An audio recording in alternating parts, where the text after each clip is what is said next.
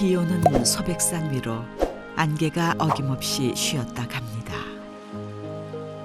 속세의 번민을 씻어준 가랑비는 사찰의 곳간문을 세차게 두드립니다. 탁발로 끼니를 잇던 누군가의 고되고 지친 발걸음도 이곳에서 편히 쉬어갈 수 있을 테지요. 사찰은 그렇게 열려 있습니다. 소백산 국망봉을 중심으로 장엄하게 늘어선 9개의 봉우리와 8개의 골짜기를 가리켜 구봉팔문이라 부릅니다.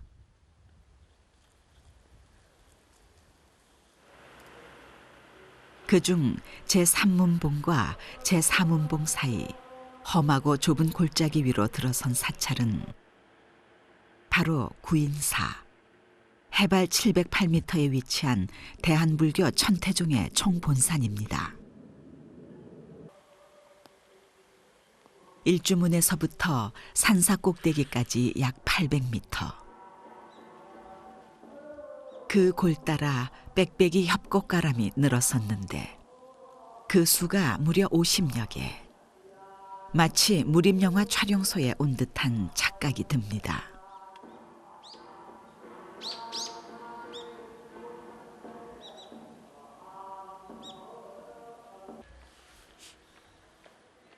스님 500여 명이 한꺼번에 들어와 예불을 드릴 수 있는 대법당엔 건축의 비밀이 있습니다. 겉에서 보기엔 3층인데 사실은 5층 건물인 셈이죠. 협곡 사이에 있는 자연을 훼손하지 않고 특히 돌 같은 거 이런 걸 훼손하지 않고 짓다 보니까 밑에 쪽에는 많이 띄어져 있고 위쪽에 건축이 되어 있는 그때 겉으로 보기에는 3층인데 밑으로 내려가 보면 5층인 그런 건물들이 꽤 있습니다.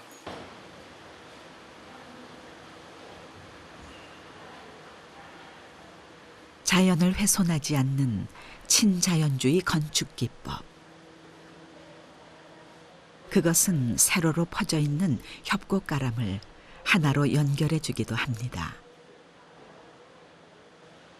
불쑥 튀어나온 암벽이 사찰의 벽이 되고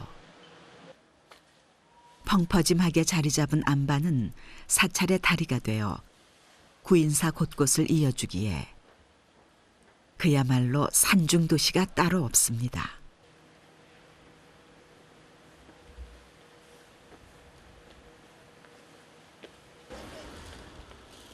천태종 총본산의 이름에 걸맞게 300만 천태종 신도가 1년에 한 번쯤은 다녀간다는 구인사는 구제할 구에 어질 인자, 즉 모든 중생을 어질게 하여 스스로 구제하게 한다는 뜻을 지녔습니다. 겨울로 접어드는 길목, 구인사가 유난히 붐빕니다.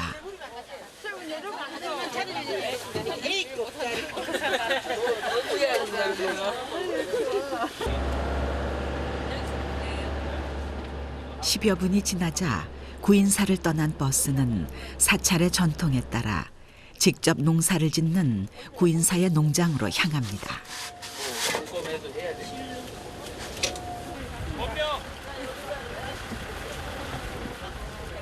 축구장 면적의 2배에 해당되는 광활한 평지에 펼쳐진 초록빛 바다. 바로 구인사 배추밭입니다. 여름 내 스님들이 씨 뿌리고 가꾼 속이 꽉 찬 아름드리 배추는 겨우내 유용한 양식을 만들어 줄 터. 그렇습니다. 오늘은 부지깽이도 힘을 쓴다는 구인사 김장하는 날입니다.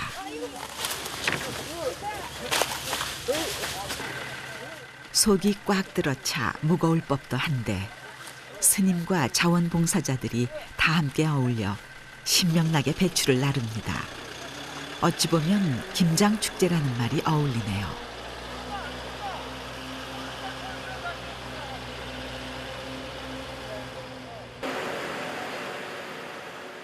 2.5톤 트럭 15대 분량의 배추 3만 포기와 무 6톤 분량이 들어가는 구인사 김장은 워낙 양이 많아 4박 5일 동안 진행되는데 동원된 인원도 수백여 명. 그중 몸무게 가벼운 스님들은 위에서 나머지는 아래에서 던지고 받기를 반복하며 공양간 앞마당에 차곡차곡 배추를 쌓습니다. 손이 많으니 일은 너무나 쉽습니다. 화물차 한 대에 있는 2,000포기의 배추를 단 5분 만에 뚝딱 내려놓는데요.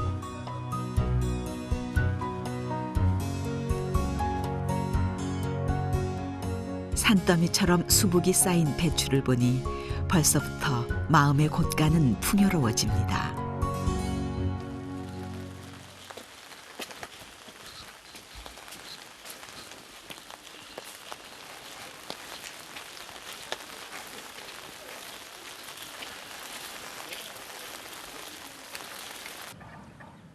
눈부시게 빛나는 화려한 금단장을 한 대조사전이 한눈에 들어옵니다.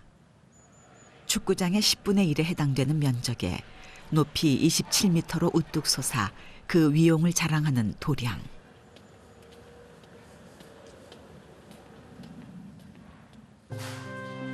겉은 3층이지만 안으로 들어가면 시원하게 트인 통층 구조입니다.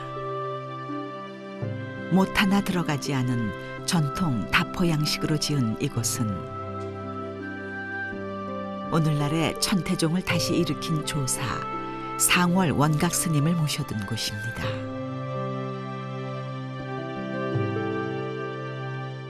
여기 계시는 상원각 대조사님께서는 1945년도에 이제 이 계곡에 있는 벽자리 이 계곡에 초가상관을 지었고 구인산을 창건하시면서 조선시대에 선종으로 통폐합됐던 천태종을 1966년도에 중창하셨기 때문에 대조사란 말을 씁니다. 그래서 상원각 대조사님 이제 구인사를 창건하시고 천태종을 중창하신 분을 모신 증각이 되겠습니다. 조선시대 이후 500여 년간 은몰되었던 천태종을 다시 일으킨 분이기에 그리고 석가모니만이 부처가 아닌 모든 깨달으신 분들이 부처라 믿기 때문에 가능한 일이겠지요. 1992년 인간문화재 74호 대목장 신흥수 씨가 이곳에 도편수를 직접 맡아 옛 궁궐을 짓던 그 방식대로 9년간에 걸쳐 제작된 걸작 중의 걸작입니다.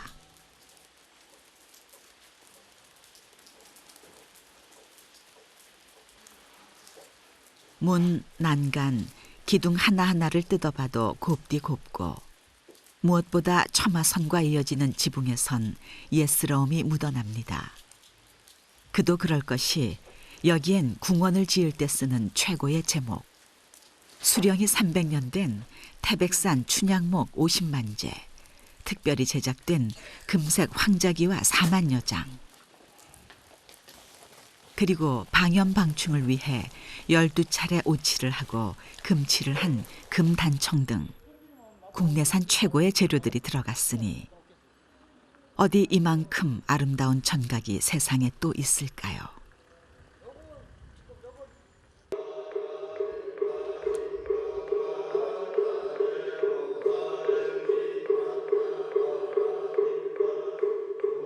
중국의 절강성 태주부의 천태산에서 유래된 천태종이 우리나라에 들어온 건 1097년 고려시대 대각국사 의천에 의해서입니다.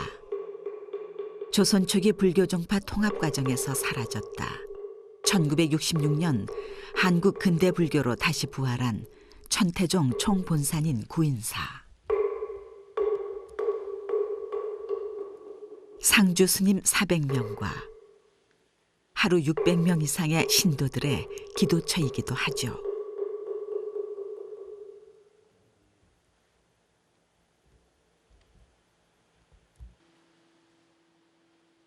그러니 어느 곳보다 큰 도량이 필요했을 겁니다.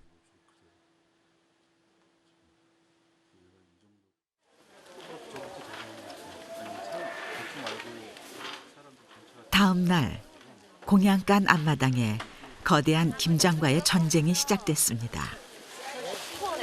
속세에선 점차 김장이 사라져가고 있지만 유독 혹독한 추위가 오랜 기간 지속되는 산사에서는 예나 지금이나 김장김치가 겨울 반찬의 거의 전부인 셈이죠.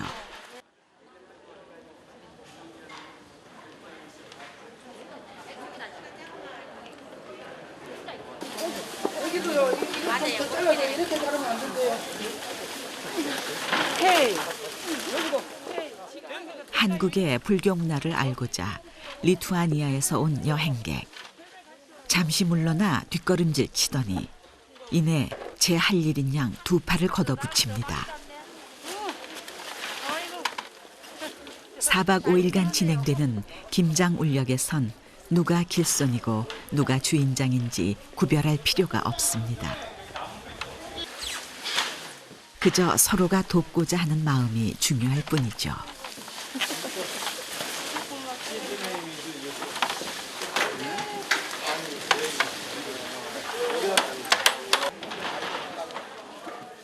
또 하루가 흘렀습니다.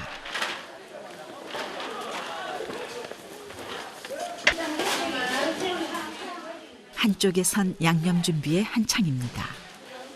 구인사는 사찰인지라 젓갈을 쓰지 않는 대신 무와 표고버섯, 다시마 삶은 물로 양념을 버무리는데 그 도구가 참 희한합니다.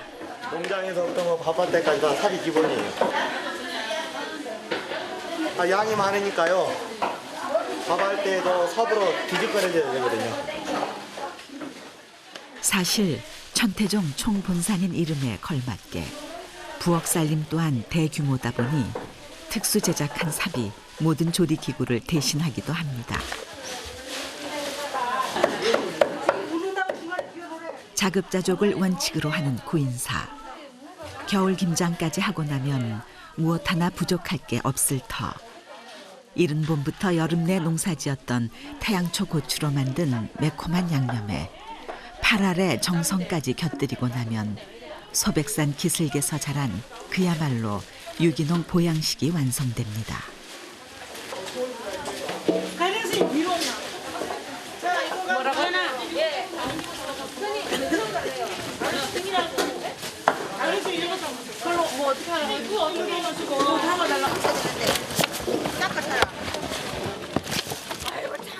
매년 김장할 때마다 진귀한 묘기를 선보이는 버무리기 단골인 회명 스님과 구법 스님.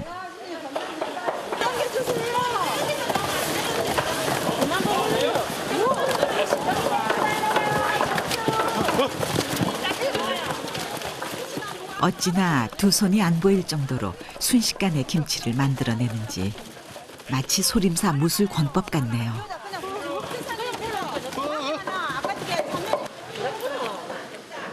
그 맛은 어떨까요? 조금 짜다. 맞죠? 딱 맞아요? 됐어요. 네. 다듬고 자르고 절이고 씻고 양념에 버무려 완성하기까지 수많은 이들의 훈훈하고 맑은 마음과 정성이 모두어지고 이로써 4박 5일간의 구인사 월동 준비도 끝나갑니다. 내년 4월까지 먹을 산사의 김장김치는 이 서늘한 곳간에서 그 어느 것보다 맛있게 익어갈 것입니다.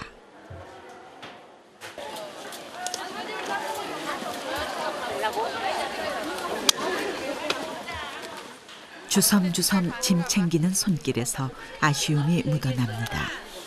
내년에 또 진짜가 와. 응? 내년에 또 오라고. What you say? 어?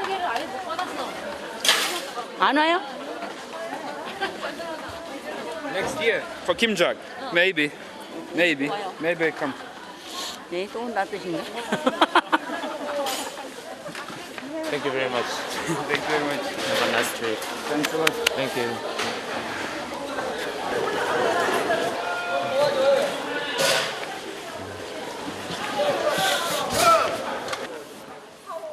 김장을 통해 맺어진 3일간의 짧은 인연.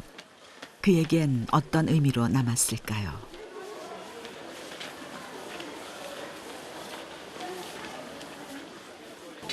그 사이 산사의 굴뚝에선 밥 짓는 연기가 무럭무럭 올라옵니다.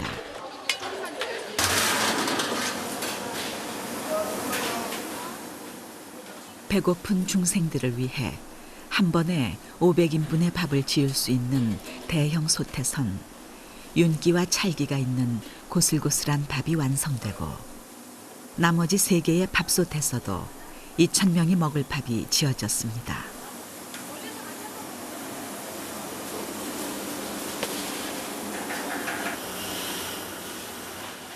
갓 담근 김치의 알싸한 향이 침샘을 자극하며 허기진 배를 유혹합니다. 산사의 곶간은 그게 무엇이든 아낌없이 퍼나르죠. 그 옛날 그랬습니다. 심한 흉년에 보릿고개까지 겹쳤을 때 조선의 만석지기 부자가 곶간을 열어 사방백리 안에 굶어 죽는 사람이 없게 했던 것처럼 사찰의 곶간은 언제나 열려 있습니다.